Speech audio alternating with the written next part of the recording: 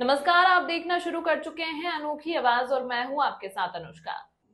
योगी सरकार ने वित्तीय वर्ष 2025-26 के लिए 8,08,736 करोड़ 6 लाख रुपए का ऐतिहासिक बजट विधानसभा में पेश किया। यह उत्तर प्रदेश के इतिहास में अब तक का सबसे बड़ा बजट है। वित्त मंत्री सुरेश खन्ना ने इस प्रदेश के आर्थिक विकास और सामाजिक कल्याण की दिशा में एक महत्वपूर्ण कदम बताते हुए प्रस्तुत किया। सुरेश खन्ना ने इस दौरान पुराणों के श्लोक से लेकर बशीर बद्र की गजल तक पढ़ी है।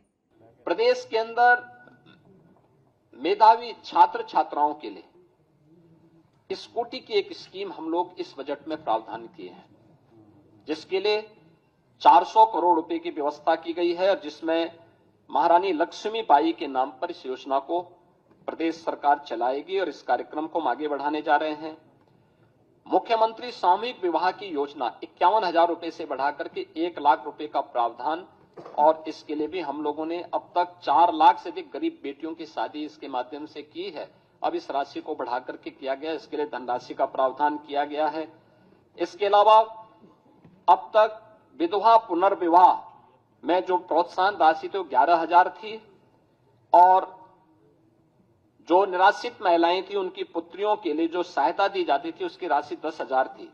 अब इसको ही बदल करके हमने उसको 1-1 लाख कर दिया है। 1-1 लाख की राशि हम लोग विधवा विवाह के लिए यानी पुनर्विवाह के लिए और विधवा महिलाओं की यानी निराश्रित महिलाओं की जो पुत्रियां थी उनकी शादी के लिए भी अनुमन्य सहायता की राशि को 1 लाख रुपए तक करने के लिए हम लोगों ने कार्य किया जा रहा है, प्रावधान किया गया है।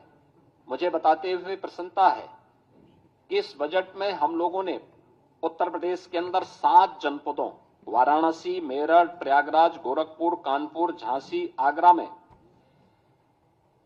श्रमजीवी महिलाओं के लिए यानी कामकाजी महिलाओं के लिए हॉस्टल बनाने के कार्यक्रम को भी इस बजट में प्रावधान किया है। यह योजना समर्पित होगी पुण्य श्लोका माता अहिल्याबाई होलकर के नाम पर।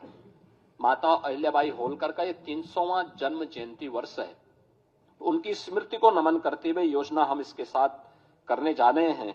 और इसके साथ ही आंगनबाड़ी कार्यकर्ती और सहायकों के अतिरिक्त मानदेय के लिए भी 971 करोड़ रुपए की व्यवस्था इस बजट में हम लोगों ने यहाँ पे प्रावधान किया है। यूपी सरकार ने उच्च शिक्षा प्राप्त कर रही मेधावी छात्राओं को पात्रता के आधार पर स्कूटी देने की घोषणा की है। इसके अलावा स्वामी विवेकानंद युवा सशक्तिकरण योजना के तहत 49.86 लाख स्मार्टफोन टैबलेट वितरित किए जा चुके हैं। वित्तीय वर्ष 2025-26 में इस योजना के तहत और टैबलेट उपलब्ध कराए जाएंगे। वित्त मंत्री सुरेश खन्ना ने बताया कि प्रदेश में शिक्षित और प्रशिक्षित युवाओं को स्वरोजगार से जोड़ने के लिए मुख्यमंत्री युवा उद्यमी विकास अभियान योजना शुरू की गई है। इस योजना के तहत युवाओं को गारंटी मुक्त और ब्याज मुक्त ऋण उपलब्ध कराया जाएगा। इसका लक्ष्य हर साल 1 लाख नए सूक्ष्म उद्यम स्थापित करना है।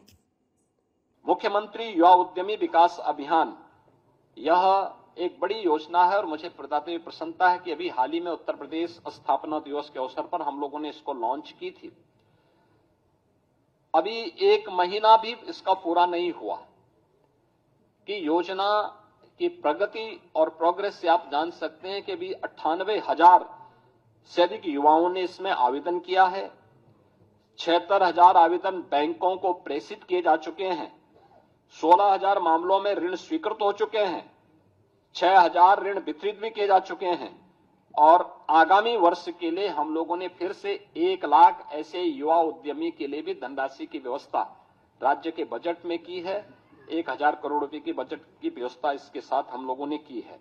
युवाओं के लिए हम लोगों ने एक व्यवस्था की है और इसमें शिक्षा है, रोजगार है, उद्यमिता में सरकार की प्राथमिकता को आगे बढ़ाते हुए प्रदेश के हर जनपद में हम लोगों के द्वारा एक प्रावधान किया जा रहा है कि हर जनपद में हम एक डिस्ट्रिक्ट इकोनॉमिक जोन बना सकें, जो एक एम्प्लॉयमेंट जोन के रूप में कर सके। और ये एम्प्लॉयमेंट जोन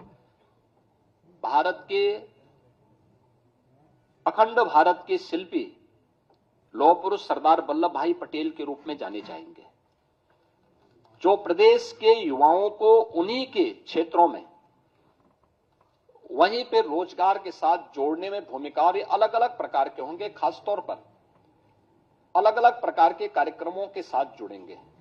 इस खबर में फिलहाल इतना ही। देश दुनिया की तमाम खबरों के लिए देखते रहिए अनोखी आवाज।